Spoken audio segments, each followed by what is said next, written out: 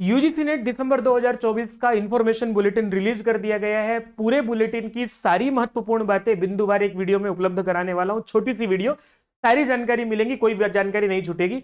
आवेदन करने की तिथि आप लोगों को 19 नवंबर से 10 दिसंबर के बीच में रखी गई है। शुल्क कैटेगरी वाइज 1150, 600 और 325 रुपए रखा गया है। पेपर आप लोगों का 1 जनवरी से 19 जनवरी 2025 के बीच में होगा। 3 घंटे का पेपर होता है। 3 कैटेगरी में आप लोग आवेदन कर सकते हैं। कैटेगरी 1 जो है वो केवल जेआरएफ के लिए होगी। कैटेगरी 2 जो है वो केवल असिस्टेंट प्रोफेसर के लिए और पीएचडी एडमिशन के लिए होगी। कैटेगरी 3 केवल और केवल पीएचडी एडमिशन के लिए होगी, जिसके आधार पर आप लोग असिस्टेंट प्रोफेसर या फिर जेआरएफ के लिए क्लेम नहीं कर पाएंगे। और कैटेगरी 2, कैटेगरी 3 के जो नंबर हैं उनके आधार पर भारत के किसी भी विश्वविद्यालय में आप पीएचडी में एडमिशन ले पाएंगे, बशर्ते वो आप लोगों को पीएचडी में एडमिशन के लिए अलाउ करता हो। पेपर आपका पेपर 1 पेपर 2 दोनों एक साथ होंगे। 50 प्रश्न पेपर 1 में जो कॉमन सेक्शन होता है, 100 प्रश्न आप लोगों का सब्जेक्टिव होता है और दोनों पेपर के बीच में कोई ब्रेक नहीं होगा। ये बात ध्यान में रखने की। पेपर आप लोगों का सीबीटी मोड में होगा। ऑफलाइन पेपर एनटीए नहीं कराएगा, ऐसा पहले भी जारी कर दिया गया था। और पेपर का सिलेबस में कोई बदलाव नहीं हुआ है। सिलेबस जो का त्यों है, जो कि ugcnetonline.in की वेबसाइट पर जाकर के आप लोग देख सकते हैं। पेपर की भाषा हिंदी और अंग्रेजी दोनों रहेगी, पर जो भाषा का पेपर है वो केवल और केवल भाषा में होगा। जैसे कि उर्दू, बांग्ला, संस्कृत का पेपर केवल संस्कृत में या बांग्ला में या केवल उर्दू में आएगा। हिंदी अंग्रेजी में आप लोगों का पेपर नहीं आएगा। और महत्वपूर्ण बात यह है विद्यार्थियों, आप लोगों की मार्किंग स्कीम इस तरह से रहेगी। एक प्रश्न के 2 अंक मिलेंगे, 150 प्रश्नों के 300 अंक।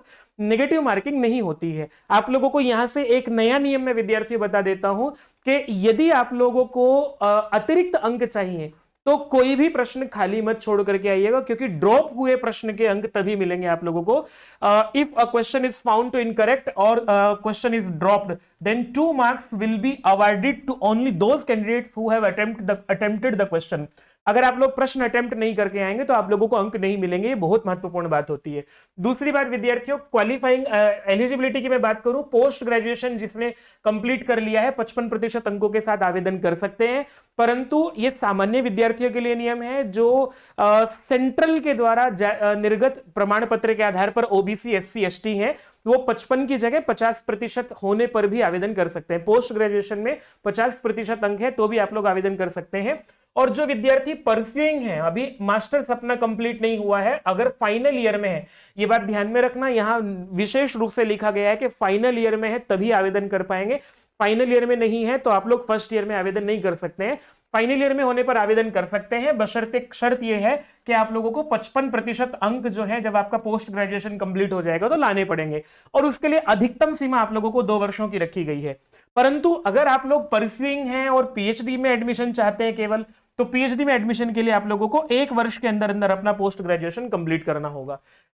जो विद्यार्थी पोस्ट ग्रेजुएशन यदि नहीं किया हुआ है और आप 4 वर्षों का ग्रेजुएशन कोर्स कोई भी कर रहे हैं, जिसके आप अंतिम वर्ष में हैं या फिर 8वें सेमेस्टर में हैं, तो भी आप आवेदन कर सकते हैं। या 4 वर्षों का पोस्ट ग्रेजुएशन 4 वर्षों का ग्रेजुएशन कोर्स आप लोगों ने किया है तो 75% अंकों के साथ आप आवेदन कर सकते हैं। यहां मैं आप लोगों को बता देता हूं कि 5% की छूट यहां पर भी दी गई है, जो कि रिजर्व कैटेगरी के कैंडिडेट्स हैं। इसमें आप लोगों को ये बात ध्यान में रखनी होगी विद्यार्थियों, जो 4 वर्षों के आधार पर आप लोग केवल यूजीसी नेट का एग्जाम दे सकते हैं, पीएचडी में एडमिशन ले सकते हैं, लेकिन आपको असिस्टेंट प्रोफेसर के लिए 4 वर्षों की डिग्री के आधार पर असिस्टेंट प्रोफेसर आप नहीं बन पाएंगे। ये महत्वपूर्ण बात है विद्यार्थियों।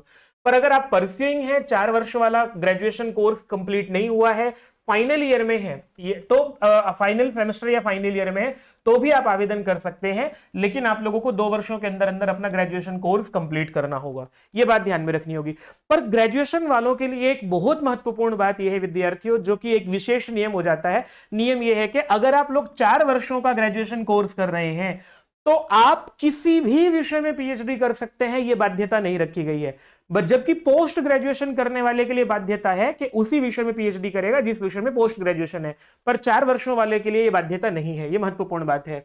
जेआरएफ की एज आप लोगों की 30 वर्ष रखी गई है, जो कि 1 जनवरी 2025 को 30 वर्ष का नहीं हो जाएगा। वो विद्यार्थियों जेआरएफ के लिए नहीं, वो केवल नेट के लिए आवेदन कर पाएगा, आप लोग देख लीजिएगा। और 5 वर्षों का रिलैक्सेशन भी है जेआरएफ एज में, जो कि OBC, SC, ST, PWD central government के आधार पर है, उनको 5 वर्षों का रिलैक्सेशन भी है। और जो विद्यार्थी रिसर्च के आधार पर भी आप लोगों को विद्यार्थियों रिलैक्सेशन उनको भी मिलेगा जिन्होंने रिसर्च में अपना समय जितना लगाया है, जितना समय आप लोगों ने लगाया है, अधिकतम 5 वर्ष रिसर्च में बिताने वाले विद्यार्थी को भी जेआरएफ में एज हेल्प मिलेगी। मतलब 35 वर्षों तक वो अगर रिसर्च में लगा हुआ था कोई व्यक्ति, तो 35 वर्षों तक वो जेआरएफ कर पाएगा। और यहां ये बात ध्यान में रखने की है कि आर्म फोर्सेस में जो रहे हैं या फिर जो एलएलएम डिग्री जिनके पास है, वो उन्हें भी 5 वर्षों का रिलैक्सेशन मिलेगा। लेकिन नेट के लिए या पीएचडी में एडमिशन के लिए कोई अपर एज नहीं रखी गई है।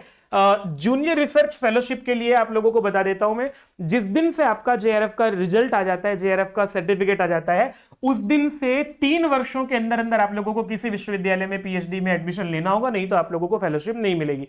ये पूरे के पूरे नियम एक वीडियो में मैंने बताए। चैनल को सब्सक्राइब कीजिएगा, वीडियो को लाइक कीजिएगा, कोई प्रश्न हो तो कमेंट में छोड़ दीजिएगा। प्रणाम।